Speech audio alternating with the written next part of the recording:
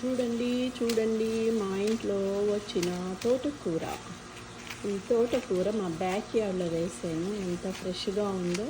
ఎప్పుడైనా తోటకూర కోసిన వెంటనే వండేసుకోవాలి, లేకపోతే తోటకూర వాడిపోతుంది. చూడండి ఇది ఎర్ర తోటకూర, ఇది పచ్చ తోటకూర, రెండు రకాలు వేసాను అన్నమాట. చూడండి, ఇవి కాడలు కొంచెం గట్టిగా ఉంటాయి, ఇవి లేతగా ఉంటాయి గ్రీన్వి. సో ఇప్పుడు ఈ తోటకూర అంతా క్లీన్ చేసి వేపుడు చేసి చూపిస్తాను మీకు. చూడండి చూడండి చూడండి మా ఇంట్లో వచ్చిన తోటకూర. ఈ తోటకూర మా బ్యాక్ యార్డ్లో వేసాను. ఎంత ఫ్రెష్గా ఉందో. ఎప్పుడైనా తోటకూర కోసిన వెంటనే వండేసుకోవాలి, లేకపోతే తోటకూర వాడిపోతుంది. చూడండి ఇది ఎర్ర తోటకూర, ఇది పచ్చ తోటకూర, రెండు రకాలు వేసాను అన్నమాట. చూడండి, ఇవి కాడలు కొంచెం గట్టిగా ఉంటాయి, ఇవి లేతగా ఉంటాయి గ్రీన్వి. సో ఇప్పుడు